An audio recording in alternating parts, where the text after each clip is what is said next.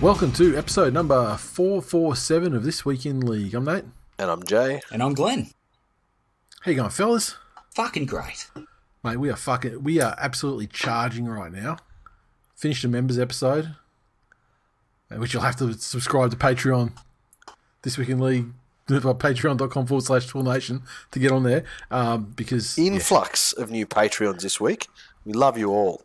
Champions. Absolutely. Champions, one and all. Round 2 has come and gone. So, Stepdad, do you have your socials lined up? Yes, I do. Glennie, do you have your searing analysis and intellect lined up? It's going to take some time, mate. But I've got the scores lined up. I've fucking scratched a couple of notes out, mate. It's the best you can hope for. So shall we fucking proceed? I mean, this is not Sunday night's not the news episode, so we can't talk about George Burgess and whatever he's done with his humongous thing. But sorry, you were saying, Stepdad? That was like the worst. Let's form Voltron thing. Yeah, but no, you were good. You were good, socials, and I was good. Ready. Check. Wit and banter. And I'll form the head. Fuckheads in the house. Well, we're both here, cunts. Fuck tell you guys. What. Are you aware of Voltron, Glennie? Sorry? Are you aware of Voltron? I cannot believe that you would ask me that. I've never been... You're not called a referential retard for nothing. I mean, it's literally your thing, not knowing anything about anything. He's there going, yeah, he's the one where all the cars and helicopters joined together to form a robot. There was a fucking Voltron that had cars, motherfucker. Yeah, you know all about it. The point is that's a shitty one, and that's the one is your favourite one. Because that one had a digger. It did not have a digger. Was it on his crotch? Did he have a crotch digger? Or it was his asshole, and the little scoop fucking formed his tail. We're off to a fucking flyer. Look out! Yes, I know who Voltron is. You fuckwits. I thought I got all of my digger / Glennie related insults and humour out in the members-sode, but no, it wasn't 9 years long, cunt. You can't have got it all out. For new listeners, Glenn is a proud member of the mining industry. The MI, he's a pillar of the mining industry. The MI, as we call it in the industry. MI. Just as the guy that cleans toilets in the lodge is in politics. So. Fuck off, cunt. That is fucking offensive. Both of you fucks are lucky this podcast isn't called This Week in Winning, or I'd be doing it solo. Fucking pathetic fucks. As you would be if it was This Week in Fuckwits. Although you would have a fair listenership. There'd be a few people interested. Most of the cunts in the Facebook group. Oh, I love it. So yeah, so I mean, we spoke about it on the membersode before Stepdad came along, Glennie. But Glennie, you're currently serving a ban in the Facebook group. Yes, I am. For I believe what did Zuck? Let me just get the exact wording of. I think it was hate speech. It was hate speech. Bigotry. He violated their rules. Just morphing into their rules on violence. Jay's fucking narrative of me. How rude. He shared a comment in the group that went against the rules on violence and incitement. So I blame Shane Cash. I see that, and I think the comment was something like, "Boys, let's head down to the fucking Nulla Beach and take it back." Yeah, that's that sort of comment. But yeah, we'll never know. Facebook took it down. Glennie's been banned. He can't defend himself, so we're just going to assume that's what it was. So feel free to tag him and everything on Facebook. Legitimately sent you both a screenshot of exactly what I said. You fucking ignoramuses. I actually put in there and said that Casher said if Glenn doesn't respond to this by close of business, you officially won. That'll be another phone call tomorrow morning as he's fucking on his way to work / do fuck all. Right, is he not in the MI? He is in the MI. Oh, cool. Yeah, Mo's lawns at the BHP office.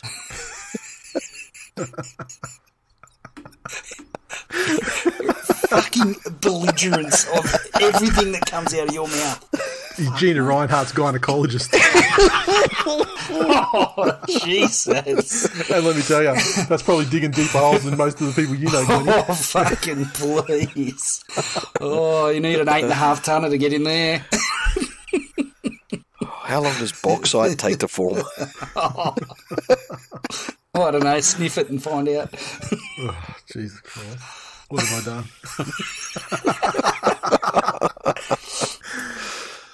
Round 2 results, fellas.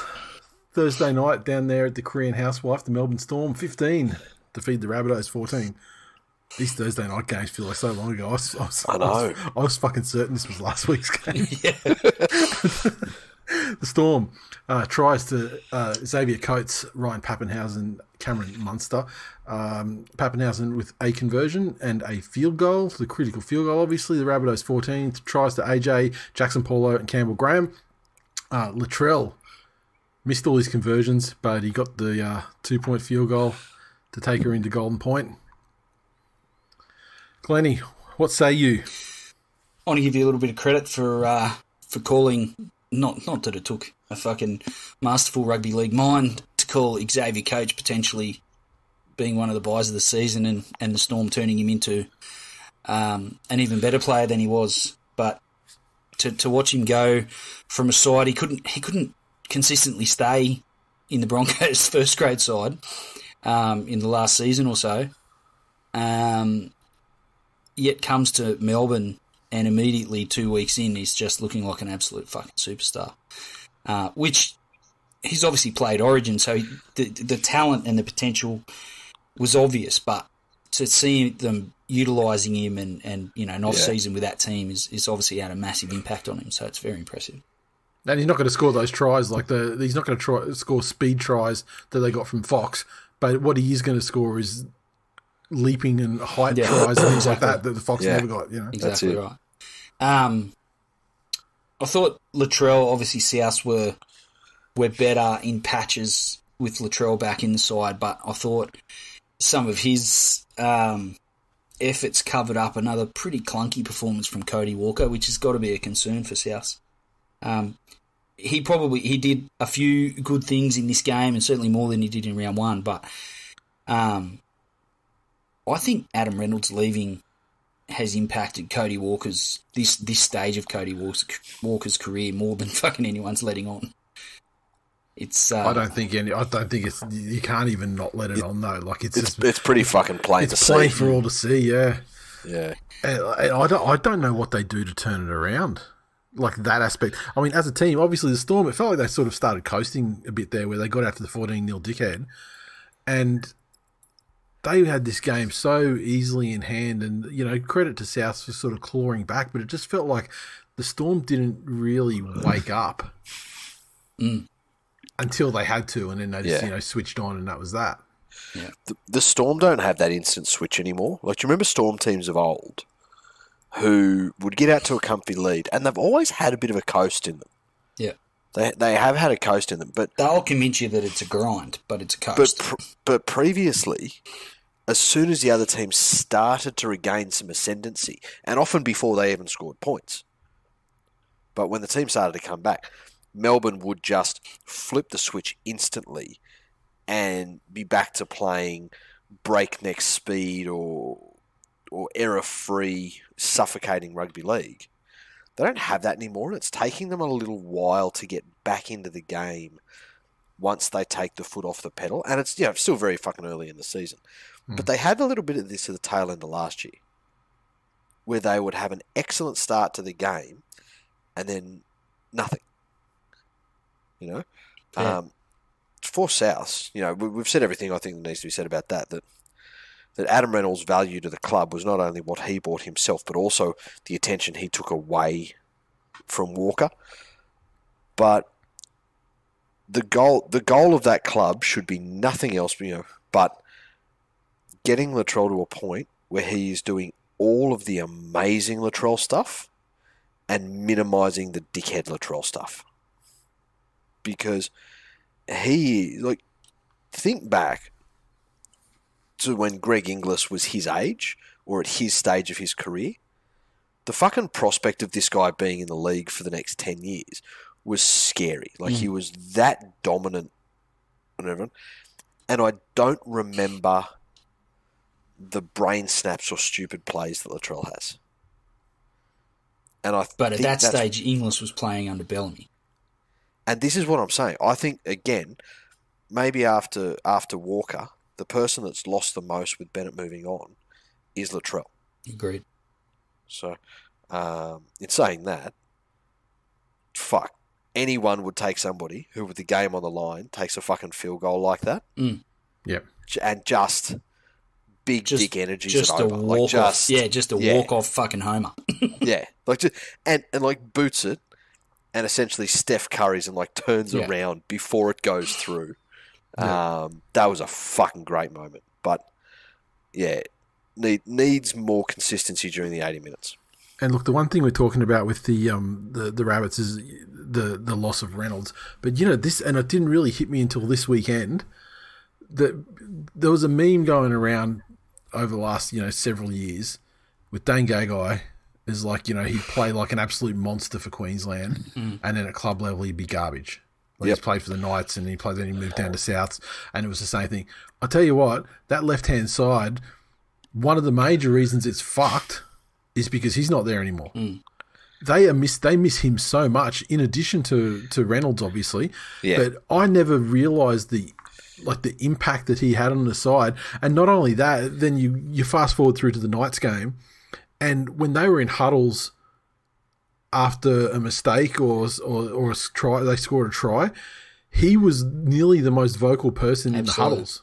Yeah, that's it. So his has come along a bit, hasn't he? Yeah. Like his value, the loss of him of Gagai to the Rabbits, I think is a massive factor as well. It's probably extremely understated.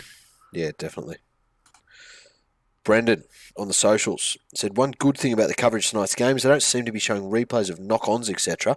They're just getting on with the game. Did you guys notice that? I still think it depends on the team of the night, because there were other games where they were just bitching about stuff constantly. True. And talking about what they would have done, like the decision they would have made. And the case in point, the main one I think I noticed that was the Titans and Warriors game with that shit at halftime we'll get to, but yeah, okay. That started when it happened on the field as the halftime buzzer, as the hooter was going, and then the halftime talk was all that, and then they kept going into the second half. It was just fucking ridiculous. Yes. So yeah, I think it's team dependent. Commentary team. Said Walker's confidence is shot. He's got PTSD from Critter last year. Fucking oath he does. Michael said all of a sudden Tier 1 looks pretty lonely. Oh. Look, I reckon the Storm having a bit of a lapse in concentration isn't too much of a worrying sign for them in round 2. They can get away with that. The Storm aren't a team that's like we always talk about the Storm being sort of paced well to peak up around finals time as well. So there's nothing to be worried about there. Riggs said first serving of NRL chaos for the year, and I am here for it. And I'll tell you what. Is there a more pretty man to kick a field goal than Pappy?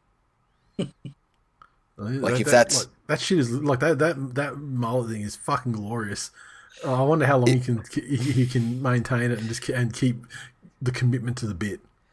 If that moment is not his footy card next year, I will fucking riot. I will absolutely riot. Kurt said, not really related to tonight's game since he didn't have much game time, but I would like to thank the St. Nonces for dropping Wishart into our hands.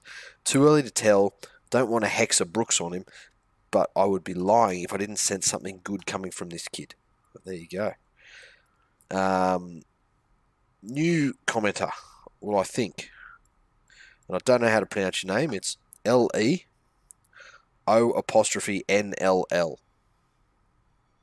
How would you pronounce that, Glennie, as the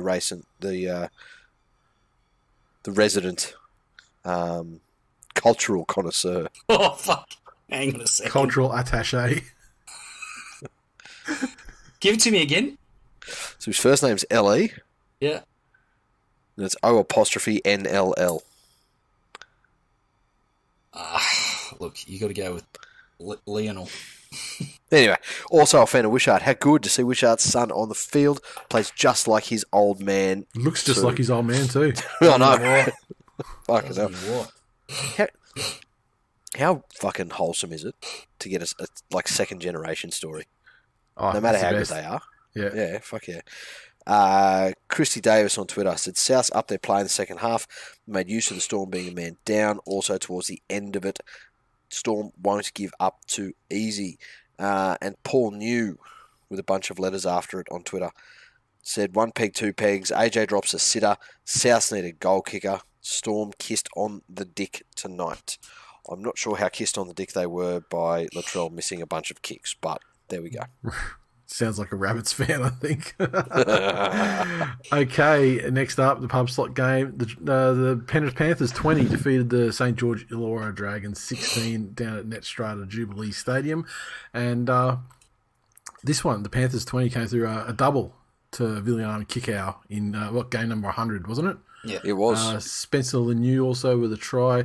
Crichton 3 conversions and a penalty goal. Defeating the Dragons, tries to Tyrell Sloan, Zach Lomax and Jaden Sewer. And Lomax 2 or 3 conversions. Yes, nice. Take it away. I think this one, the Dragons obviously overperformed and made this game far more of a contest than I ever would have dreamed. And the Panthers scored the bulk of their points with Jaden Sewer off the field in the bin. So, I mean, really crucial. And it comes down to what we're seeing a lot in the early rounds this year, the late tackles on playmakers, and the way that's enforced.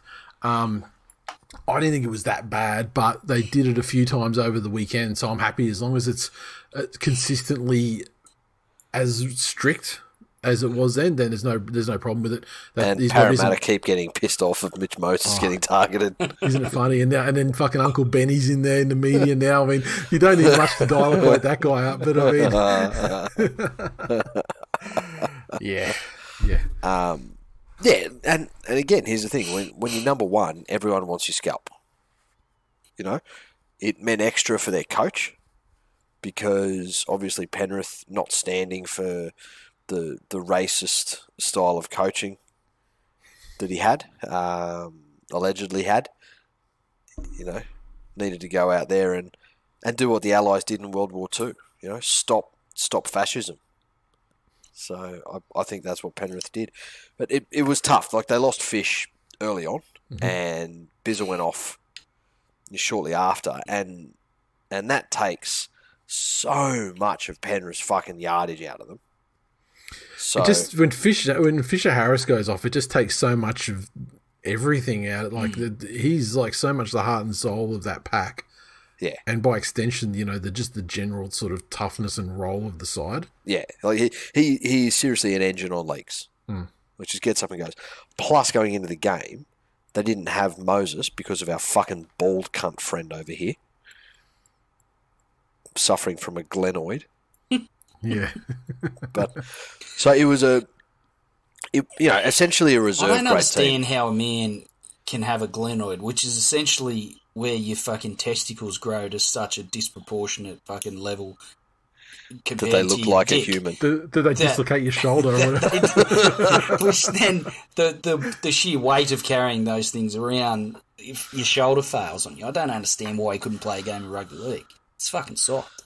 Well, he tried to get to the ground, but everyone he met kept running up and telling him how they did theirs. It's a highly contagious glenoid. It's hard to hit. It's hard to hit the ground when you keep falling because the mining industry keeps removing the dirt from underneath you. So you just with a digger, a metaphorical digger. Yeah, so it was essentially a Panthers reserve grade side that the Dragons couldn't fucking beat, which is exactly what they deserve. I agree, because fuck the Dragons and fuck their fan base. Well, look, here's the thing. If What's one the thing? if one priest touched a kid, there wouldn't be any Catholic church jokes,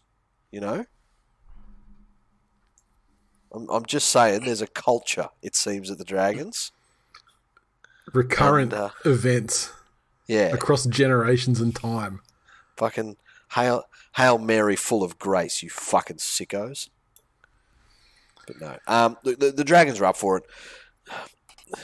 I gotta say, I'm developing a real fucking dislike for Jack Bird. Look, I know what you're saying. I thought he played amazingly, though, up until the point that you're going to reference. Yeah. And look, what I did love was the battle between him and Liam Martin. Yep. I thought that was fucking great, and I do love an old-fashioned grudge match.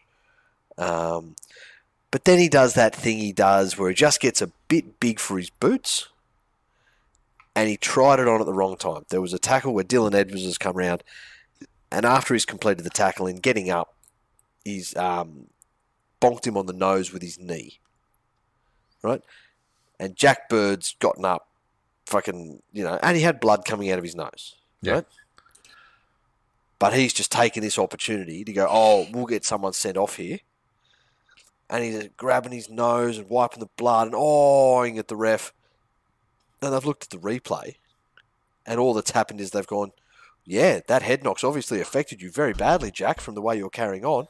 How about you fuck off and get an HIA? How's that for a good boy? Fuck off, Jack. And got what he deserved for being a diving prick. Whereas O'Sullivan is lucky that he is now not a quadriplegic with the force that was put on him by that fucking filthy Red V merchant. Yeah, I don't think there wasn't much force on him, but I mean the Jack Bird one, he needed to stay down and not get up when he and like start remonstrating. Just play dead for a bit, and then. But no, even if he did play dead, he still would have got HIA. The contact. There was contact because he got that knee in the face, didn't he? Yeah, but it wasn't during the tackle. Yeah, it was in the player's detangling. Yeah, that's right. So he would have been better off after he got the knee in the face to have dropped the ball. Then maybe Edwards would have got done for crowding or something. But, or something to play. Yeah, not clear. Yeah. It's that fucking stupid rugby league thing. Like, after there's a one-on-one strip, the other team will try to one-on-one strip every fucking tackle after that. Yeah. So there was a head knock and someone got sent off, so now he was just trying to get somebody sent off straight away. Josh said Panthers living up to the Oak sponsorship and milking any opportunity they can get. See? Yeah, but that's not uncommon though. They've only been doing that for 2 years. Who said we're unbiased on this show? Lee said, "Oh my God, the Dragons are a shit team." Thanks for your contribution, Lee. Josh said, "Does anyone have a slower pass than Mbai? It's like moving through soup." I thought Mbai played all right. I don't. Yeah. Look, much maligned at the Tigers. He strikes me as the guy that will just get in and try his guts out wherever he is, and go about it. I never really got the hate when he was at the Tigers. It was because he was part of a fucking underperforming halves pairing. And also paid a fortune. And he was on big money. He rarely played, and when he did, he was playing off the bench for like starting halfback for stupid money. Yeah. Ash said, ill-disciplined, silly mistakes, 2 men in the bin, still went toe-to-toe with the best opposition available for 72 of 80 minutes. Take that 8-minute brain shard at the back end of the first half away and it's a different story. Can't be unhappy with that as a Dragons fan. Can't wait for the Battle of the Reichs next week. Look, yes, you did go toe-to-toe with the reserve grade side of the best in the competition. But you should still be very proud. Tim, I like that Jack Bird was removed from the field for laying down. It will stop players milking, but should have been a penalty. Also, 100% why I don't want Bird in my team. They had massive momentum, and the Panthers were all offside, and he tries to milk a penalty. That is true. That's the other thing of it. When he stopped, the Dragons probably would have scored the next play, the way the Panthers' defensive line was. So that was unfortunate. Matthew said, so Hook can coach. He's building a decent squad. He got the Dragons up for that game and provided a blueprint for other coaches on how to take on the Panthers. Yes. Play them with 2 of their best players on the field missing and the state of origin playing half not on the field. If I'm honest with you, the Tigers laid that blueprint last year. True. And literally during origin. That was a good game with lots of intensity, which I think attributed to the error rate. Might be worth keeping an eye on the Dragons this year. Once some of those young backs get some miles on their legs, they could surprise a few of the top teams. I reckon you're not wrong. They could take some fucking scalps. Also, Dogs and Tigers fans might finally get to see what Mbai is capable of with a decent forward pack in front of him. In saying this, it's mid-March, so give it 6 weeks for the April Predators to lock and load the Mars bars. It never ceases to amaze me. Like we sit at the conclusion of round 2, and again, Dragons fans and Knight fans bursting with fucking hope and promise for the season ahead. They've been hurt so many times, but like every single year before, but it doesn't stop them from just having a clean fucking. They wipe the hard drive in November, and then they come back fresh little babies, Now, ready to believe again. for an alternate perspective, Chris said, gutsy win by the boys. Losing our 2 biggest yardage men really hurt, but we couldn't be denied, despite Illawarra being grubby cunts all night. Remember, Dragons fans, you deserve every bit of shit you get. Agree. There we go. You done? Yeah. The Sydney Roosters 26 defeated the mighty Manly Sea Eagles 12. Roosters tries the Hutchinson, Tupou, Butcher double and Tupanua. Walker 3 of 5 conversions. Manly tries to Lawton and DCE with Garrick 2 of 2. An hour flat, mate. Yeah, that's fine. This was like the start of the first half. The very fucking slow start again, as it happens in every fucking season. A slow start in the game as well. And remember, this is probably before you came back. Even I remember me and Jay talking about it. They sometimes just find a bad habit of the team is they kind of need something to happen to make them, sort of start, get them started up, whether it's like a negative thing, like an act of grubbery against them, or they, something has to happen that kind of sparks them into action.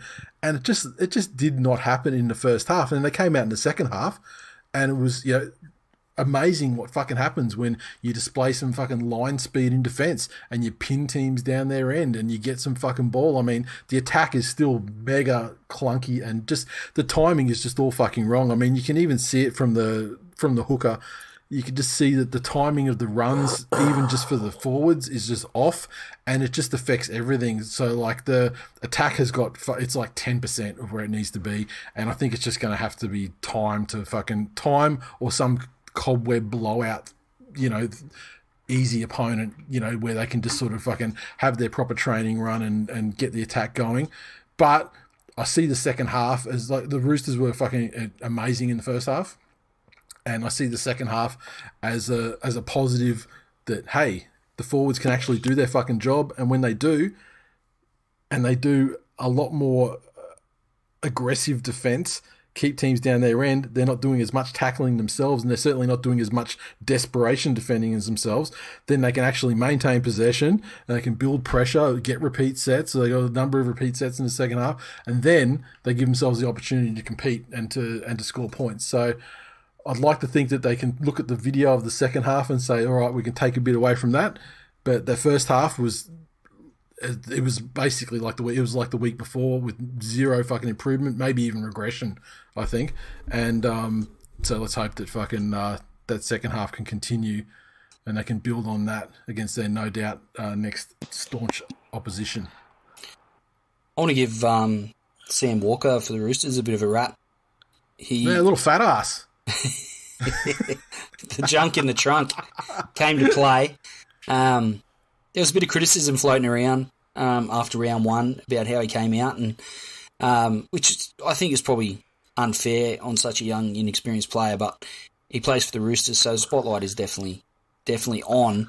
Well, look at the way it killed fucking Flano Jr. Yeah, exactly. And he had a successful season. I thought Walker had a really great game and bounced back quite nicely, which is probably testament to his character as well as the faith that the club has in him as well. But I was impressed with how the Roosters turned around because there was a few doubters after round 1, and I wasn't by any means impressed by their first hit out. But yeah, I don't think they were as good as what they can be, but they were a hell of a lot better. And I think they were aided by the fact that Manly were off the pace for large patches of the game. I think you've hit the nail on the head there, Glenn. Pace. This week the Roosters were quicker, they were sharper, they were better together. If they can keep that up over 20-something rounds, fuck, watch out. Daniel, I also Said think we're seeing a trend now in the game. Sorry, I think we're starting to see a trend now in the way that they've tweaked the rules over across the off season. I think the game's actually closer to what it was like 2 years ago, rather than what it's been the last 2 seasons. And there's a lot more. I mean, given the penalty stoppages, there's a lot more stoppages now, and I think it's a better game, but I think it's slowed the game down though from what it was. I mean, because it was, especially last season. I mean, it was like rapid fire, almost touch. The way it was just like roll. But now it's now with those penalties coming out of the out of defensive end, and that it does kind of I think it adequately punishes teams jumping in defence and trying to exploit that 6 again down in the defensive end, and so it's going to be a matter of teams, I think, having to shift their game plans again and just shift the learn what the game, how it shakes out, how the game's being adjudicated, and what to do about it. Daniel said Roosters 70-odd minutes to score a try against the Knights. Against Manly, 70-odd seconds. Oof, there you go. Anthony said, is it just me or are Manly unfit? We're getting gassed and teams are realising Manly's right side defence is soft. Correct. I think there's so much like there's so many like cascading dependencies where it all sort of starts, and the end result is exactly what that person who was at the comment. That's the end result is exactly what they said. Yeah. But I think there's just a number of things in the middle. For starters, I think Lachlan Croker isn't fit enough. He's been put into like a defensive ringer, and as much as we shit on Robbie Farah, Lachlan Croker's not going to be the guy that's like 66 tackles a game and get up and be ready to make tackles, tackle after tackle, for the full game. And then he fails in his job, then Ola Kawadu so he cramps more towards the centre and towards the middle of the field. And then when they spread it to the right, you're left with Ola Kawadu who's too far left. Harper he's already shitting himself with Saab over on the other corner, and so what you're left with is this big fucking 20-metre channel for fucking Daly to cover. And I mean, like, the aim of every team anyway, in every fucking rugby league game, no matter what competition in the world, is to try and put big cunts on halfbacks. But when you've got a halfback that's got fucking guys with 20 metres to defend, they've just got no fucking chance. You are the fucking Russian media talking about the conflict in Ukraine at the moment with that long-necked cunt. I beg to differ. I think that you're the Russian media trying to push your vendetta against Daly and ignoring the actual rugby league game that goes around it all. No. I am the fucking Ukrainian UN ambassador asking why Daly Cherry Evans is cosplaying as a defender. But to the next point, you were Saddam's right-hand man getting up there, and if I was in front of you, I'd be throwing shoes at you for the disrespect. What a segue. Let's see what the rest of the world thinks. Here's a member of the rest of the world. Here's Kat from our Facebook group. Who? Kat. He says, great hole tackling, Darius Cherry Evans. I rest my case. Yes, random person named after a digger manufacturer. That's with a K. Oh, okay. It's the Harry Barber caterpillar. It may or may not arrive, and if it does, it may not dig that hole. It will, but the CCP will just be listening to you through the inbuilt Bluetooth. Lachlan said, where were these fucking cocks when I tipped them last week? Yeah, different side, hey. Joe, serious question. Would you rather have Luke Brooks or DCE as your club's halfback? DCE. Jeez. Even I say DCE. The absolute fucking nerve of someone. Who was that fucking made that statement? That was our mate Joe. Joe Palazzi. Well, I'm not going to dox him. I'm doxing. He's going to wake up with a fucking horse's head in his bed. Terry, say what you want about DCE, but when it's time to do bad shit, he does it so well. Mendoza said, and thus ends the debate on who's the better fullback. Back to the centres for the Blues Turbo. Lynn Shields on Twitter said, part of the master plan. I'm confident. Exactly. Jesus Christ. I agree. Lachlan said, is it too early to start hashtag turbo lag? Honestly, I would defy anyone to do it. Please go nuts, and we'll see what history says at the end of the year. See, Glenn, do you sell any turbo parts? Absolutely, I do. Digger Central? There's such Yes. things as turbo diggers? Yeah, absolutely. Do they dig All of quicker? them. Most of them, you fucking idiot. Oh, I'm sorry, I'm not in the MI, mate. Well, hang on, Glenn. Maybe you should be. I'd like you better. Just because something is what you call a digger doesn't mean that it's necessarily fast. That's the thing. That's a bit I don't fucking call racist. any of them diggers because I'm not a fuckwit. And that's why you're on the 4th page of Google, mate. What? This is really? why Okay. this is why I don't engage in conversations with you. So you don't say digger. You only sing it in your car when it's already in the song.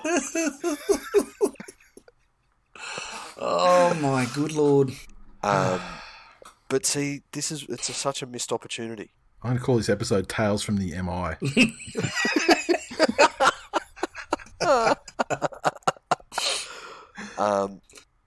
If you have not been sending him photos of blown turbos all week, like what do you eat? Why are you even in the MI?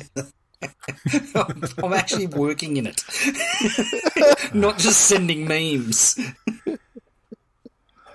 Well, you can't send him now because he's banned from Facebook anyway. That's exactly it. That's what you do in the FI. Oh God, that's us. On to the next one. The Gold Coast Titans 20 defeated the Warriors 18 at Seabus in front of a bumper crowd of 13,000. The Titans 20 came through tries to Bo Firma, a double to Greg Marzu, and Philip Sami with a try. Sexton 2 of 4 conversions. The Warriors 18 tries to Wade Egan, Marcelo Montoya, and Adam Pompey. Reece Walsh 3 of 3 conversions. Titans looked like they were going to blow the Warriors away early on. They fucking after a minute. Scored in the first touch. Yeah. Midway through the first set. And they looked quite sharp. Unfortunately, their intensity dropped off, and New Zealand fought their way back into the game. The Titans, I feel like there's not a million miles at the moment between David Fafita and David Taylor. It just fucking big reputations and impressive. Do you reckon that David Fafita could do a chip and chase though? I agree with you. David Taylor is better than David Fafita. He's a far better footballer. It's just reputation. Even you listen to the commentary team, and it's all talking about David Fafita. All they need to do is get the ball to Fafita. All they need to do is get David Fafita involved. All that needs to happen is to give this cunt the ball. What needs to happen is he has to want the ball. He has to go find the whole game. The key to the whole game is they've got to get the ball in the hands of David Fafita. Yeah, that's all you hear in the pre-match and everything as well. Yeah. It would seem to me that David Fafita does not want the ball in his hands. I think that's a problem. Yep. He's 8 touch. I think he had 8 touches. And let me tell you from experience, when your fucking star player doesn't get the ball in his hands and doesn't go looking for it, it makes for a fucking shitty night at the football. As for the previous fucking game. I can't relate. I don't have a star player. Well, yeah, you do. He's just injured for pretty much the year, isn't he? Dewey? Yeah, that's true. I think he's. I don't even know when he's coming back. That's how sad it is. Yeah. I think that's. It seems obvious, but the fact that he in a close game, when even just for the impact it would have on his teammates, for him to have, you look at a Payne Haas, even Tamalolo on the weekend, touch the ball two times in a set and have those kind of runs that you know he can have, just the way that would lift his teammate and overall improve the performance of the team, theoretically. But he just doesn't want it. Yep. He wants it if there's a high-profile game, you'll see more of him. But he'll want it on the edge of a back line 20 metres out. Yeah. As well, But put 20 metres out from the opposition try line, but he only out from his own try line. The thing is, he's still the size that he is and still has that level of aggression inside him when they're rucking it out from their own 20, which has a more dramatic impact on his teammates over the course of a game than fucking running at wingers. Yeah. I have a real problem with it. This game though it was the way that the Titans started. They looked like they were going to win the game 40-0, and I could not fucking believe it when the Warriors found a way to get into the halftime break. Yeah, it's crazy. It was a strange one where we had, was it Sammy that failed to ground the ball properly in the in goal there, and then he kind of. They said, it could have been a torso grounding, but it had to be above the hips to be a torso grounding, and he sort of did it with his thigh. I think that it's fine. The ball wasn't grounded, but I actually think that I don't think the try was scored either. I felt like who was the try scorer, I felt like he sort of bobbled it and didn't really, plant the ball down cleanly either. But it was a strange thing. I mean, and to the Titans' credit, I mean, it could have killed them too. True. I mean, they're a team that they're one of those fun teams. I think for fans of the Titans, they've got they're the ones that are always in a fucking game. They can score points and they have exciting attack, but they don't have much, or they have little to no interest in defense and grind. And until that part is rectified, they're always going to be sort of one of those middling teams who's going to have some great spectacular games with some wonderful tries. But they're going to have these games like they had, 32-28 last week loss. Then this is 2018, jagged out a win. That's what it's going to be. That's what it's going to be for them. In contrast to Fafita, I think giving Tino the captaincy was a fucking great move. Yeah, he was a bit. I feel like he was down. He had a down year last year, and they expected a lot of big things from him. Moving up to the Gold Coast this year, he's back in a big way. Even especially defensively, like he didn't shirk his responsibility when they had the ball, but defensively, if there was like a half chance for New Zealand through the middle, he was always the guy knocking them on their ass every single time without fail whenever he was on the field.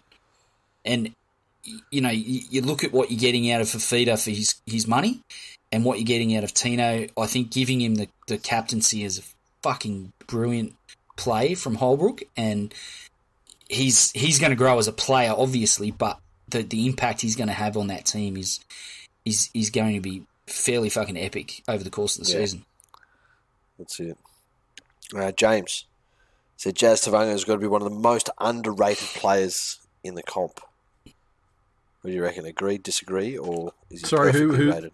Sorry. Jazz Tavanga. I think he's probably reasonably fairly. People aren't going around saying he's garbage, are they? Like he's about rated where he is. Yeah, that's it. Yeah. Stephen. So the Titans are going to be the first team to score 1,000 points in a season, while also conceding 1,000 points in a season. To that previous point, I want to talk about Josh Curran. If you want to talk about people that are underrated, yeah, that's underrated. That's underrated. That guy's a fucking footballer. Yep. I appreciate his game. Isaiah Yo's underrated. Oh, come on now. He was until like 2 years ago. I don't think he's not now. No, just because he can be appreciated more. There is more appreciation out there that he is not getting, which means until he has all the appreciation, he is the most underrated player. His name's coming up in a fucking Titans versus Warriors game recap. I mean, I think he's getting his share. Send it back to 20 minutes ago. Nice one. On to the next one. The Sharkies, 18, defeated the Eels, 16 at points bet. And for a ground that's been closed down for construction for so long, they really haven't fucking done much with it, have they? No, they only shut it down so they could bury the bodies, mate. They didn't do any renovations. The Sharkies, 18 tries to the Mutt. Sione Katoa, Connor Tracy and Tig Wilton. Nico Hines, 1 of 4 conversions. The Eels, 16, came through tries to Mitchell Moses and Reed Marnie. Gutherson, 2 conversions and 2 penalty goals. Fuck the Eels. Fuck, I enjoyed this game. Oh, me too. Same. And just to repeat something I said on Twitter, this game, it wasn't so much that we're celebrating up Cronulla, it's that we're celebrating down the Eels. Is it all the Eels, or is it just Gutho and Moses? Yeah, it's just Gutho and Moses. Mostly Nathan Brown as well, probably. It's not even Moses. Yeah, Nathan Brown. Oh, you're a Moses? Guy. You're a Moses guy? No, definitely is. I agree with you on Moses. I'm not a Moses guy. Okay. So I'm not a fan, I'm not a Moses guy. Oh, fuck me dead. It's right up there with your mirror neurons lecture. I'm fucking more confused now than I was then. Yeah, but you remembered what it was about, didn't you? Yeah. I bet he couldn't do a one-sentence description of what they are, though. Anyway, on to the game at hand, Glennie. I agree with Jay's sentiment. I thought it was a fucking really entertaining game. The finish was amazing. I think for Para, as slick as their attack can be, when they flick the switch, I think they have an ability to score points fairly easily. Defensively, they get their numbers stripped quite easily, and I don't think the Sharks are all the way there where they have the potential to be in attack, but they expose them several times on the edges just from Para not numbering up. And it wasn't particularly brilliant. No, that's my point. And this orchestrated setup and dragging number. No, it wasn't like heaps of decoys and an overlap. It was just pass the ball, and Para didn't have enough blokes there.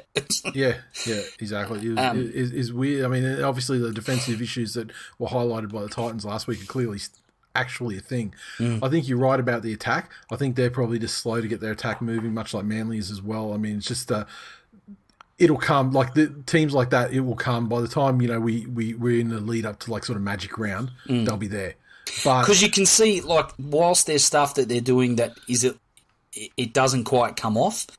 The ones that do, when you just, and it looks so effortless, that gives me the opinion that Para, as I said, when they flick they try like before half time. Yeah. When it's right, and obviously with continuity and more games and more reps, all the rest of it'll come. For the Sharkies, Nico Hines has had two obviously quite solid performances for them to start the season. I'm not sure how his combination with Moylan works long term, but for the moment, I think he, in this game, he really complemented Moylan's style really well and allowed Moylan to play a bit more of a subdued role. And at this stage of his career, I think that's what he needs, and he can pick and choose his moments, as he did to set up to throw the ball for the last try. So I think he, if that continues and that's where they go in the halves, I think he extends Moylan's career by a little bit, because I think he looked fucking washed up.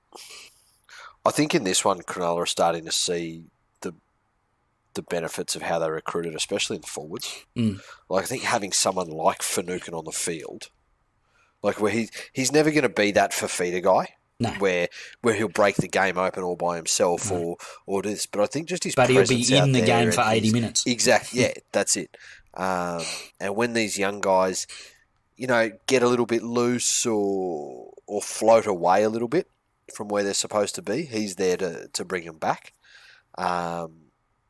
Ramien, I thought, had a fantastic game. Like, after the brain snap last week that essentially set Canberra up to win the game, I think his effort was far better channeled this week. And as long as he can stay at that ratio of good shit to bad shit, he'll be very fucking valuable for them this year. I thought he was good. Agree. On the socials, Ross said Hines and Moylan look a dangerous combination. Indeed, they do. Chris said Para had one job, to finish that shit cunt ScoMo. Couldn't even do that. Hashtag King Nutho. Troy, suck all the dicks, Moses, you little whinging cunt. John, now this is a genuine one, and I understand this one. I want to know what Brad Arthur's plan is with Jake is. He can't play in any other position other than halfback, so why have him on the bench over a Bryce Cartwright who can play lock, second row, 5/8, etc. We could have used another middle forward at the end there. Maybe Ray Stone could have been off the field and not given away a dumb penalty that cost us the game. Meanwhile, the coach's son was sat on the bench with his feet up for 80 minutes like a glorified spectator. I agree with everything you said. I do as well, and especially because of what Bryce Cartwright showed in patches last season, and about, he had some really quality moments, and I don't think he's that guy that's going to give you 80 minutes of solid, consistent, disciplined game time.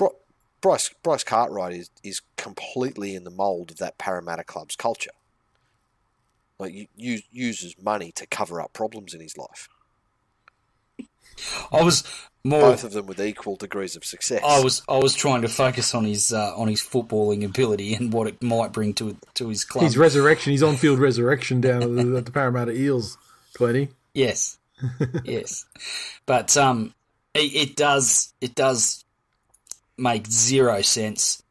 Why, regardless of who it is, but the fact that it's the coach's son isn't a great look. Think of it this way, right? So, if you remember, right before Delta Wave, mate, of the Rona, there was a shit ton of pressure on Anastasia Palaszczuk to open the Queensland borders up. Mm-hmm.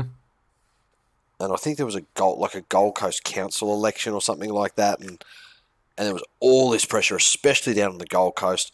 The border's costing jobs. It's this, open the border. There's no more Rona. Open the border. And she hung out and wouldn't relax the border restrictions.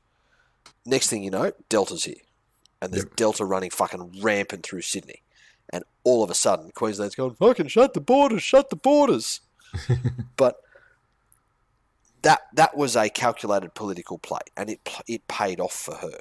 Yeah. Like, Brad Arthur's doing this weird shit where if Moses does a fucking knee, he looks like a hero.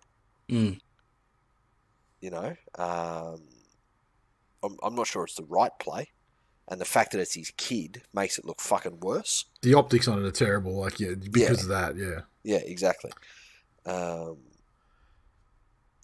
If Moses doesn't do a knee, he's doing more harm to the team by having him on the bench. Because I don't understand. What's the role? I mean, or is it hubris? Is he thinking that they're going to be fucking 30 points ahead every game, and he can bring Mitchell Brown off for a rest and put his kid in? You know, what's the go? I don't understand it myself, but yeah, I don't understand it either. Anyway, fuck Parramatta. Agreed. Last one on that game, I'll give to our mate B.43 on Twitter. Benny said, Nutho was so good for us that I feel bad that Para was playing with him. There you go, Benny. Well done. The Cowboys, 26 defeated the Raiders, 6 up there at the abattoir. The Cowboys tries to Talangi, the Hammer, Kyle Felt, and Nanai. Holmes, 3 or 4 conversions, 2 penalty goals. The Raiders, 6, a try to Corey Harawira-Naira, and a conversion to CHN as well. And that is the end of that. I think the Raiders were out-muscled and out-enthused for 80 minutes. And they were fucking poor. They were bad. They were a long way off the pace of the game that was set by the Cowboys. A pace that was set early on, and to the Cowboys' credit, they maintained it over the course of the game, albeit against not a great deal of fucking resistance from Canberra. That performance from Canberra that's damaging. Yeah. And without ruling the Cow, I mean, I didn't think the Cowboys were going to win this game, but for them to actually win was great. For them to win in the fashion that they did, even though they blew it out, significantly, through a man advantage when a player was in the bin. But fuck me, I mean, I was blown away that they won this, that they could turn it on and win this heavily. Taumalolo's involvement was high. He definitely looked on with the time that he was on the field. He looked like he wanted to be out there, and he showed that with the impact of his runs and his involvement and touching it multiple times in a set, which is a great sign for the Cowboys. If that's, I think he's probably been a bit stung maybe by some of the comments in the media about not being worth the money, and the Cowboys should move him on. And hopefully that is the turning point for him. Regardless of how Payton plays him, that whatever minutes he is out there on the field, that he's having that sort of impact. Are we at the end of is 5 years now the longest deal we'll ever see again? Oh, I think so. Do you remember when we used to say 5 year, even 5 year deals were like, whoa, that's a fucking big deal. And then we got a couple of 10 year deals, and Yeah, I don't think we'll see. Like, because he was he 10 or was he? Yeah, 10. He was 10. Yeah. So there's him and the worst defender in the history of rugby league that have been on 10-year deals. Gutho's not on 10 years. What are you talking about? No, the worst defender in the history of rugby league. Yeah, that's what I'm saying. No, you're wrong. No, Gutho's terrible. He's only on 3. defender. Kevin Walters signed Billy Walters to a 10-year deal. Holy fuck. Wow, and we're talking about Brad Arthur carrying his son on the bench. There are bigger problems in this game of ours. Tell you what, sounds like fucking Manly's carrying your son. Yeah, but no, Daly didn't like it wasn't like a straight up. Oh, it's 10 years. It's a 10-year contract. Like it was. Tamalolo's was like 10 years in length. Daly's was like there was a number of considerations in there. It wasn't a set year thing. It was more like a career sort of thing. And then with extensions, now the next one's going to end at the end of next year, I think. But I don't think that. What's another long-term contract that's in play at the moment? Is there even anything that's 5? What if nothing close to that? Is there a 5 in play at the moment though? I'm just like I can't. The reason I just can't think of anything like that. No, neither can I. Yeah. So, and why? Yeah. Because they're fucking horrible ideas. Yeah, that's it. Especially in that, like coaching, 5 years has proven to be not a great idea. 5 years, but coaching isn't taking a physical toll on the coach's body through contact for 6 months, heavy contact through 6 months of the year, and all the attrition that brings. You know what I mean? Like it's crazy when you think about it. No matter how good a player is, it's amazing to think that you'd want to gamble just on their health. Yeah, exactly. Let alone their form and all the rest of it. Off the field as well. All that sort of shit. So yeah, but no, I don't think we'll even see 5. Nah, that's it. Unless it's like you're trying to secure like a junior, and it's this weird sort of, it's like a 5-year deal, but you're paying them not much because it's, you expect to see them coming up in the junior grades, and Reggie's for probably the first 3 of it, maybe, Fair. Yeah, that's it. Okay. Anything else to say about that game, Phil? Or are you just going to hit the socials? Let me guess. Cowboys game, no socials. Well, yeah, nothing of value anyway, because Cowboys and Raiders have shit fans and make shit comments. So nothing worth reading out. Okay, so the Newcastle Knights 26 defeat the West Tigers 4 at McDonald Jones. The Newcastle Knights 26 came through tries to Clifford, Frizzle, Bradman Best, Dom Young, Dane Gagai. Clifford, 2 conversions and a penalty goal, keeping the Tigers in it. And the West Tigers, 4 points via a try to one of their captains, Ken Mamalo. And that is that. Glennie, Yes, what can you say? What can you say about? Well, I'll ask you a simple question to start with. Is there anything good that you can take out of that game? 0. It ended. You're incorrect.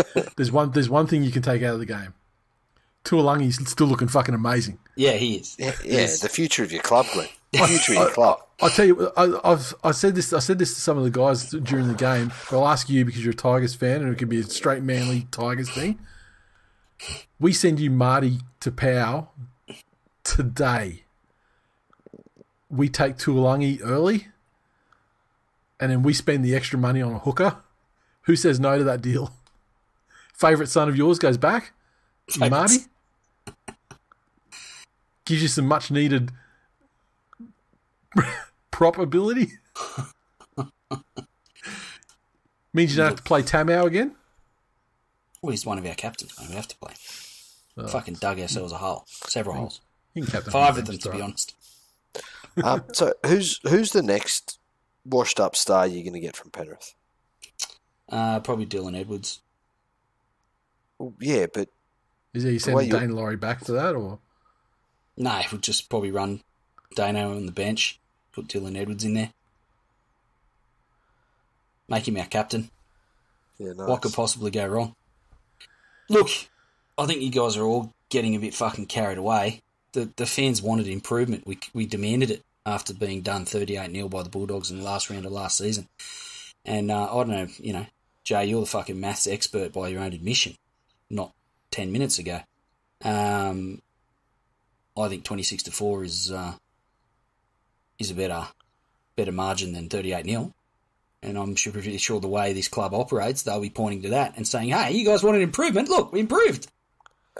Jesus Christ. This performance was fucking a shambles. An absolute fucking shambles. And as much as I was willing to give them the benefit of the doubt when they went through their so-called fucking kangaroo court review and decided that Madge could, they'd show Madge the good grace of allowing him to keep his fucking job, I reckon he's regretting the fact that has happened, because the knives are out for him again when Brooks clearly does not want to be out there. Dane Laurie was ineffective. The forwards, it was fucking embarrassing. It was embarrassing. There's certain skill elements to the game that you can't expect out of some players, and I understand that, and some of those areas we just don't cover. But if you're a big cunt and you weigh 105 kilo, 110 kilo, and you play in the fucking forwards, and all you've got to do is grab the ball, catch it, and fucking run hard, and maybe if you have the skill of putting a bit of footwork on, all these things, getting a quick play the ball, using some sort of power and strength to overpower your opponent. Yep. What? None of them did it. Tuolangi is being an exception, and in certain cases, certainly when we're attacking Leilua, but as a whole, it was fucking embarrassing, and more so that the Knights didn't have Clemmer, although he's not the player he was, and no Ponga, yet they still blasted us off the fucking park. It's ridiculous. Absolutely fucking ridiculous. Now, while you catch your breath and get ready to go in for round 2 on the Tigers, I mean, Clune's working out well for the Knights. I mean, he is. Which is maybe why Brooks is so pissed off, because his outlet's now fucking shut. Yeah, Clune could have been, and as a Tigers fan, Clune could have been doing that for you. But I don't know if they wouldn't have signed Clune. No, I'm just trying to make a NRL math work out for you, mate. But for example, that Bradman Best try. Yeah. Now, Bradman Best had a great first. He burst on the scene a couple of years ago. Yep. Very injury hampered last year, and but the way that Clune put that ball on him gave him a clear run where he only had to trample over one guy. He was already through the line when he got the got the pass, rather than being hospitalised, passed into a pack of defenders. Now what's Jay, you're the man. You dubbed the term effort face, right? What do we call? We can't just call it it seems redundant to call it Noffa face. There's got to be a better term for the arms. Palms to the heavens, arms outstretched, looking up like it looks like he's saying, "What the fuck just happened?" But what he's actually saying is, "What the fuck are you cunts doing?" On the greatest rugby league player ever. Me, I love a joke. Noffa's fucking beyond it. We have said everything that is potentially amusing about that man. So we just go with the low hanging fruit and just call it Noffa face. So Glenn, now, do you know what the Big Bang is? Big Bang is how scientists explain the origin of our known universe. Thank you for Jay-splaining that. I appreciate it. You're welcome. Now here's the thing, right? I'm serious. Do you know about the Big Bang? Yes, mate. Cool. So what happened? Listen, we're not going to have a debate about the Big Bang. I want to talk about David Nofaluma. Seriously, I'm giving you an analogy here. Work with me. Okay, give me the analogy. So what happened at the Big Bang? Jay, get to your point. Okay, so there was a giant explosion of energy and the universe started... I can't remember expand. I can't remember the words to the song of that great TV show that you guys love. Fucking hell. Something about a hot dance state, which sounds like my anus. So the universe started expanding. Then you might ask yourself the question, expanding into what? The what is where fucking Noffa lives right now. He's fallen off the edge of the known universe of shit that we can make fun of because he is so fucking pathetic. Yeah, I agree. It's sad. The thing about Noffa, I mean, like we have our jokes with it, but there was, I think, literally through the thread of my friendship with you, Glennie, is I was watching that game. We're not friends. Don't ever say that again. And I can't remember. I think the Tigers were on the attack, and I think the ball went out, and the pass was too low for Noffa or something, and he dropped it, he knocked it on or whatever, with the line beckoning. And then he turns inside and has that thing, like that pose, the arms out, like, and I just saw that and I was just like, it made me fucking so enraged. Yeah. How can you do that to your I would team? hate, like, exactly, like, who wants to play with you when you're literally on a they fucking televise these games. They film them on TV. People they can see what you're doing, that you just literally you say fuck you to your teammates. Yeah, essentially. Like, it's just so infuriating. I agree. And like, I agree with you. Yeah. Like, no wonder his A and B defenders fuck off and leave him. Again, let me bring the example. Do you remember when the person or people, I don't remember, on Twitter ran at Vunivalu? For a couple of defensive reads he made? Yeah. And he broke it down to them and said, you know what? This happened, so I did this. This happened, so I did this. Yep. This happened, so I did this. I'm perfectly comfortable with my decisions, and my coach is too. Yep. That was actually amazing, that exchange.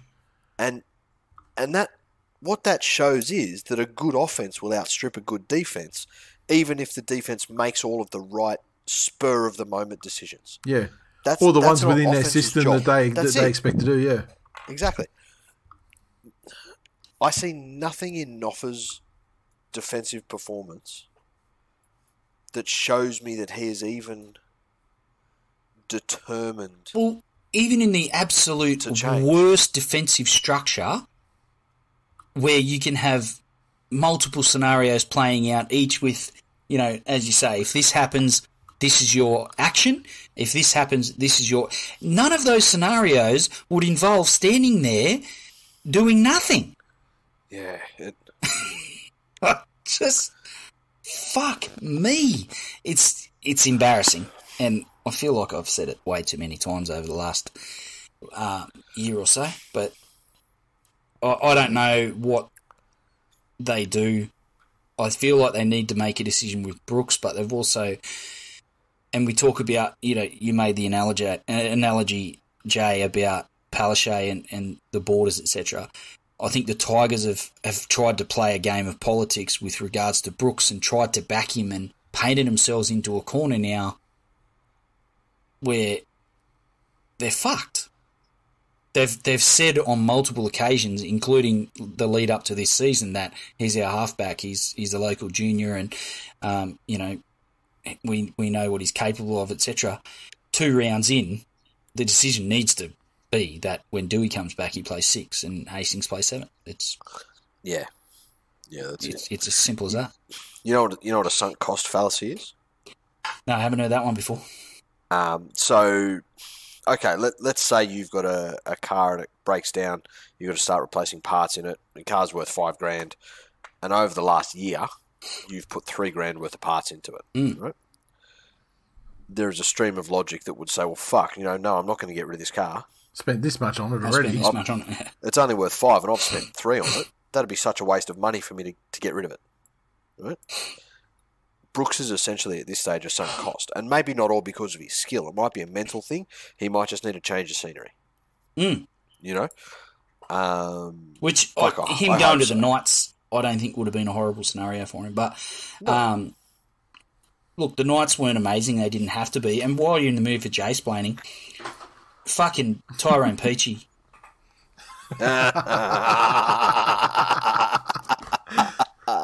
This was like the emergence of like the first real peachying of his tenure of his time at the Tigers. Yeah, it just I literally match your enthusiasm. I picked up my phone and was like, you know what? I'm not even going to message the cunt. He knows that I know that he knows that I know. That's it. Man, I'm telling you, there is a special fucking sadness that you can only feel for other people that have had peak Peachy at their club. That was peak Peachy. It only took 2 rounds. Yeah. Well, one game. It only because his first game in the club. Yep. But yeah, that's it.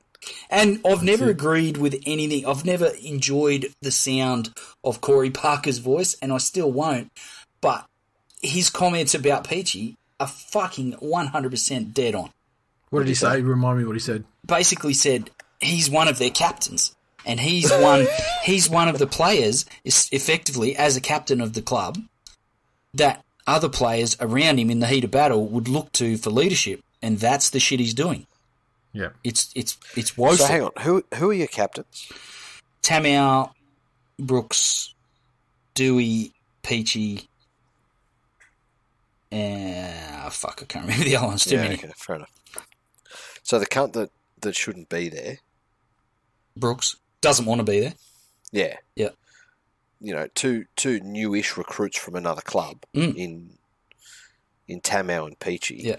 And a guy on the sideline. Exactly. Which I understand. Solid work. If they had a second captain because Dewey was the first choice and he's injured, I get that. Yeah. But that's 5. It. Anyway. And 4 out of those 5 are fucking ridiculous. But anyway. That's it. Zoran on the socials said, which era... Oh, no, hang on. Here we are.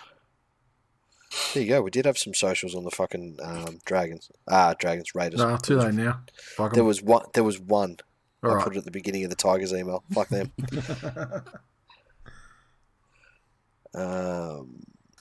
Here we go. Sam said, as a Knights fan, I'm pleased to see we don't have a defensive liability at fullback today and might have a chance to win. The outliers who go against the tide. What an oracle you are, Sam. Ash, the Tigers have been so bad that even the Knights fans are leaving early. Lando said, I'd say the Tigers and their degenerate fans will be looking at ninth place through my misty eyes full of nostalgia by the end of this season. Sitting at the bottom of the ladder, working their nooses with the wide end of the wooden spoon. Some hashtags will never die. No, they won't. Hayden said, West Tigers are always in a fucking game. What an absolute arse raping. I don't even know where to start with the Tigers. Defence and attacks was a shambles. The only try was 5 minutes left, and our forwards let us down massively by not making enough metres and getting over the advantage line. Tigers' halves and playmakers had next to no room, always took the worst option at every chance. The Knights, well, they just went out and played simple footy. Tigers made them look a lot more better than they actually were and took full advantage of it. True. Phil said, Madge better be pushing season 2 of Tiger Town. It was the only thing that saved him last year. I remember reading that. That's fucking clever. Yeah. Tom said, I thought for sure the Bulldogs game last year was going to be rock bottom for the Tigers, but fuck me, the decline continues and I'm all for it. There we go. Nate said, can we get a podcast disclaimers on the Tigers for the remainder of the season? Timestamps to avoid would be great. Devonhead said, imagine how bad Luke Brooks would be if he didn't have a massive off-season every year. Yeah, I mean, imagine if they didn't unleash him. Oh, I mean, if he wasn't unleashed. fucking hell. Okay, moving on to the Brisbane Broncos defeating the Canterbury Bankstown Bulldogs 16 points to 10 at Acor Stadium. And I didn't realise the name had changed. The Broncos 16 tries to Corey Oates and a double to Herbie Farnworth. Reynolds 2 of 3 conversions. And the Doggies 10 tries to Braden Birds and Jerry Marshall King. 1 conversion to Birdo. What do you got to say, Glennie? You go first, mate. Figured I had enough to say about the fucking Tigers game. Now I'm just annoyed. I think the Bulldogs' attack showed some signs of improvement, and that may continue. I just don't see Avarillo as a 7 by any fucking measure. And I think that hinders them for I think the a only considerable period of time. The only improvement in the Doggies' attack is the those floaters from Matt Burton in the kicking game at the end of each set where they don't score points.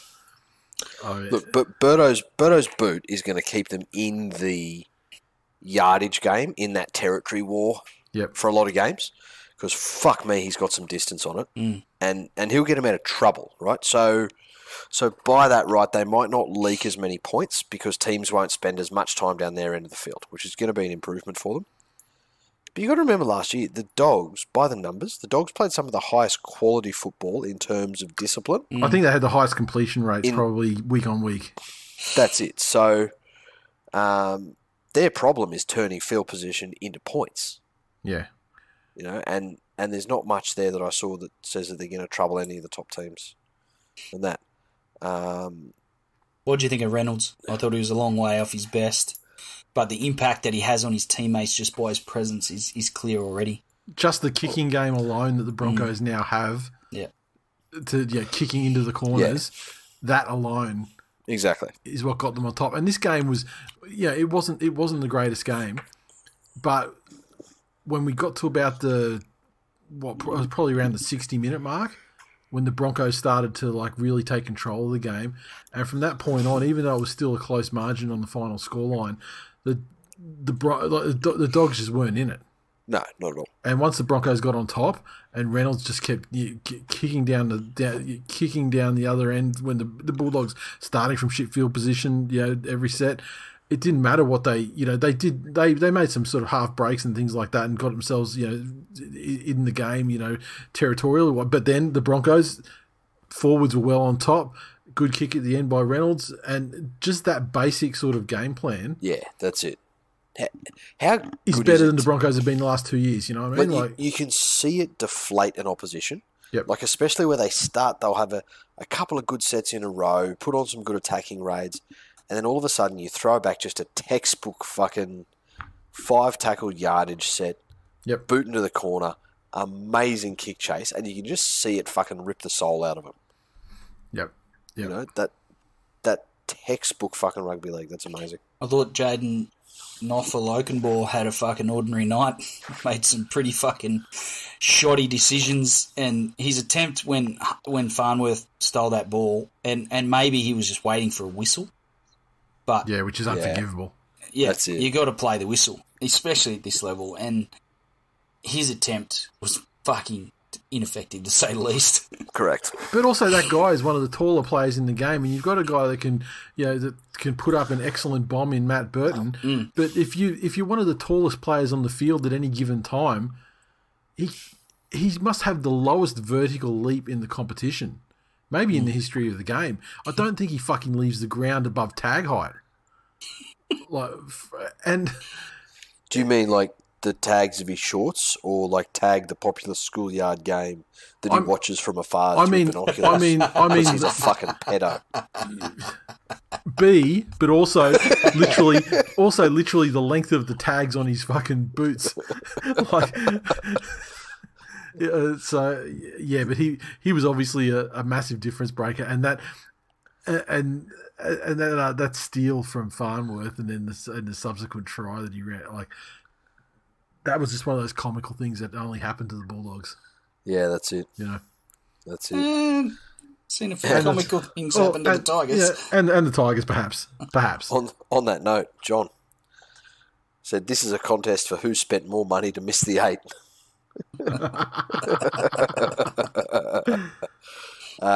Terry, a good game, but that loss is on Barrett. Averillo and Ockenbaugh came up with 2 god-awful plays to get Brisbane their winning try. I still like the steps that are being taken, but they needed to win that game before Manly used them to get their form back. Lachlan, first time in a while I felt like we could finish a game off. Got to say, it's good having Reynolds finishing sets off well. Nick said if South had kept Reynolds, not only did they beat the Storms on Thursday, but the Dogs beat the Broncos. He was the difference in 2 of the 8 games this weekend. Yeah, you're not wrong. Todd Veiling, I'm in awe of this having an experienced halfback thing. Till he gets injured. Which he does all the time. But that's not what in awe means. You would be in awe of somebody else having a halfback. Well, he's just in awe of the. Why don't you fucking Jay-splain that as well? You're in the mood. Yeah. You're on fire. I should change the episode title to Jay-splaining. Well, look. Although I feel like we probably called an episode that in the past already. Here's the thing. If I can't tell dumb cunt Bronco fans from Western Australia of all fucking places how to speak, yeah, that's true. What the fuck can I do? Yeah. Josh, Said, how good? Broncos third on the table. Hopefully Manly beat Bulldogs next week so we can say that we started the losing streak that ultimately ends in Barrett getting axed after the Panthers run a freight train through them in round 5. There you go. And you know what? You're absolutely right, mate.